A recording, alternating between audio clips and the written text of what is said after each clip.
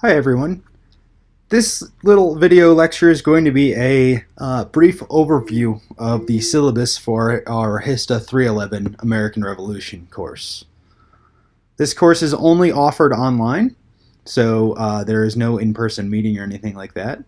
And we're going to take a look at the social history and politics of the American Revolutionary era from roughly 1750 to about 1800, but dates are flexible. I've got a course description here, which throws out some of what we're going to look at, but also some of the questions we need to consider and some of the format. Down here we have the learning objectives. This is what our goal is to be able to satisfactorily complete these learning objectives in order to grasp the materials and the overarching themes and really get a handle on the history of the American Revolution. On page 2, you'll see the course requirements. This lays out the weekly responsibilities in little bullet point formats and the time that they're due. It follows a pretty standard format. Course content opens up Sunday at 6 a.m. Mountain Standard Time. It should be about 2 hours per week of the material, maybe a little bit more, maybe a little less. And ideally, you'll be through the content and lectures before Tuesday evening of each week. You can always refer back to them. The lectures and content are never locked, so just make sure you have them done, and you're going to want to refer back to them. There's also assigned materials. You'll see either a page selection or a PDF that you'll be able to be required to read. So take a look at that, and again, have that done before you take the quiz each week. Each week's quiz opens up at 6 a.m. on Sunday and needs to be completed before you can participate in the online forums. Completing the quiz actually unlocks the forums, and you need to have it done before noon on Wednesday. After noon on Wednesday, actually starting at 6 a.m. on Wednesday, the discussion forums open up. This is your chance to discuss the assigned materials each week, and they're open from 6 a.m. on Wednesday till Saturday, 6 p.m. There's more info below we'll talk about in a second. This is an online course. You need daily access to the internet. It needs to be reasonably high speed so that you can stream my mini lectures and stream the other appropriate files and stuff like that. You're going to need Flash, you're going to need Adobe Reader, and you're going to need Microsoft Word for this course. So just make sure you have access to all those things. Make sure you can access D2L. There's another short video that shows some of the nuts and bolts of D2L that I recommend you view. As far as the materials and assignments, each week you're going to have some readings. These are probably the most important component for approaching the American Revolutionary era. We're looking at secondary sources from some distinguished scholars in the field, including Montana State University's Billy Smith, as well as a bunch of primary source experiences from people of the era. So when you're reading, be an active reader. You should be interacting with the text by taking notes, coming up with questions, interrogating the author's arguments and their methods. If you find something that you don't think is right or you disagree with, by all means, question the claims. Bring it up in discussion forums, and we'll see what we can come up with.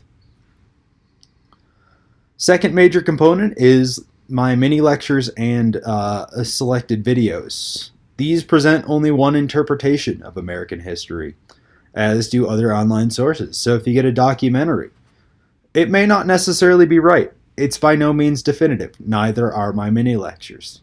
I need you to listen critically, raise some questions, take notes, and create ties to the larger materials.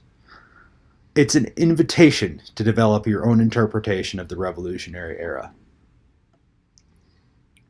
The perhaps most important and also most fun part of this course is the weekly online discussion forums.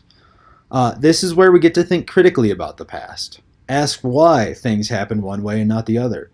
and debate the factors that truly mattered, what truly influenced history, and also interrogate other historians' arguments and interpretations of the fact of the past.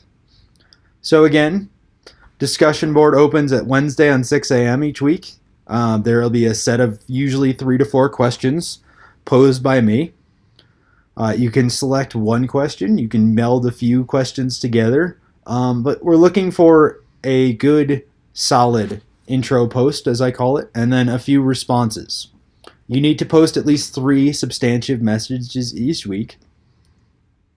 And that's how we will have our class discussions. There's a bunch more info on grading and all the other stuff, so read the discussion part of it. It's pretty important.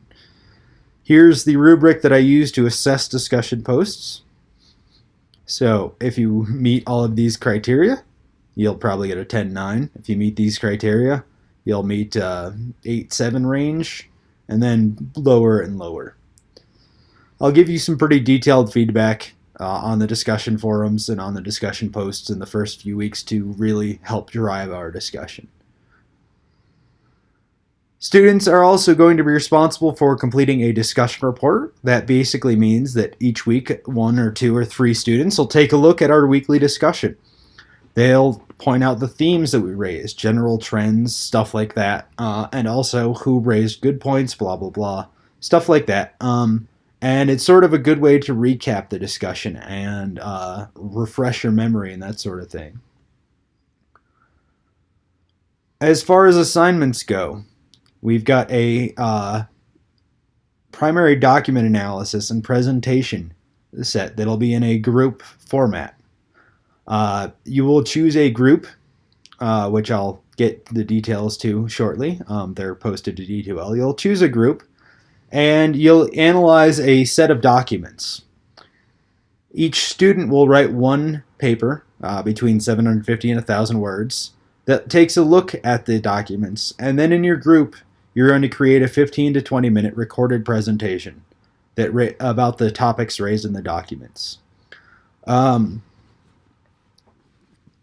It might seem weird to be doing a group project in an online course, but that's part of the deal. When you enter the professional world, you're going to be expected to work with people from geographic distant areas and create projects. So I'll point out some tools and some other stuff you guys can use to coordinate between your group members and to produce a good, solid presentation that's going to be recorded and going to be shared with your peers as part of the content. You also have 2 major essays, the midterm and the final. They're both worth 20%. I'll give you a choice of several questions at least 2 weeks before the due date, and you're going to give me between 750 and 1,000 words that addresses one of the questions. These need to be polished. They need to be a good, coherent, cogent argument, and I'll give you a lot more details when I give you the questions. Here's the grade breakdown. You'll see discussion, quizzes, primary sources are among the most important. The primary source, interpretation paper, and group project is worth a grand total of 30% all told. Discussion reports 5%, and the midterm and finals are worth 20% each. Here's a list of the required books. We are reading 6 total. 1, Common Sense, is widely available online as a PDF. It's a short little pamphlet. I will post a link to it if you don't want to buy it. I highly recommend trying to save some money. I understand college can be expensive. The 5 major secondary works we're reading are a work called Paul Revere's Ride, which takes a look at the ride of Paul Revere and the outbreak of war in Massachusetts. A collection of really, really fun essays called Revolutionary Founders. We'll read a lot of that sporadically over the semester. A book by a famous revolutionary historian, Edmund Morgan, where he looks at the biographies and the views of independence of John Adams, Washington, and Jefferson. Billy Smith's edited primary document collection called Life in Early Philadelphia. Many of your primary source group projects will come out of chapters of this book. And then a comparative analysis of the revolutions in the Atlantic world between the American Revolution and the Latin American revolutions. I've also got PDF excerpts that are posted to D2L. that also may be modified if I come up with other fun stuff. Then I want you to take a look at. They'll be posted in the week's content as appropriately. Next up's the course schedule. This is going to change as the course proceeds. I might add or reduce content. Changes will be updated in the course news feed and the content, and probably in the syllabus if necessary. But you can get a good idea of what we're doing each week, what the course materials are, and that sort of thing. It shows you the major due dates, it shows you the major holidays, and stuff like that. Finally, the final pages are pretty important. How to communicate with me. Email is my best means. I will reply to you within 24 hours on weekdays and 48 hours on the weekends. If you don't get a reply from me, email me again, and I'll get back to you. I check my email pretty regularly. It's usually open in my browser. It makes an annoying little ding, so I'll be able to get back to you pretty rapidly. So if you don't hear from me, email me again, and I'll check in. If you want an in-person meeting, I live up in Helena and not in Bozeman, but I can make it down there if necessary, or we can make arrangements. I can also arrange for video chat, whether it's through Skype or WebEx or Zoom or something. I maintain student confidentiality in all aspects, so if you have anything you need to talk about, it's not going to go beyond the metaphorical walls of my office, so to speak. If you have a disability you need to address, if you are a student athlete, if you are a non-traditional student with life that comes at you from many different directions, if you are a veteran, or if you have any other issues that may affect your course performance, contact me. Preferably before anything comes up. It's way easier to make arrangements beforehand. If for some reason you have a illness in the family or a sick kid or anything you need to deal with, drop me an email. It can be short, saying, hey, I'm having problems right now with X. I need a bit more time. Here's some details, and we'll work it out. I am very flexible on this. I understand that many students in online courses are working folks, non-traditional folks, and I want to accommodate that and help you earn your degree. The next component here is the realities of college. You need to be able to process a large amount of information in a short amount of time, and to develop working theories based on information while adding to it. So you might need to power skim through some of the readings that may not be entirely relevant. I can give you more details on this. It's not skipping pages, it's not skipping sections, it's reading and distilling the most important points without reading it all. Grade translation. I assign a standard number of grades to each letter grade rather than parsing points, so you won't get an 87.25 on something. It's as far as uniformity, it's how I'm doing. There will be some extra credit available as I come up with it. Plagiarism and academic misconduct. If you plagiarize, you will fail the assignment with a 0, and you will be reported to the Dean of Students. So yeah, don't plagiarize. Turnitin catches it. And finally, a statement on inclusion and diversity. We live in a diverse world. Often we fight over these things, and this course is going to look at a lot of different perspectives. We can disagree. However, you need to disagree with the point and not the person. I am not going to tolerate discriminatory rhetoric or behavior in any form. So, hope that clears things up. That's the syllabus. Again, contact info at the top.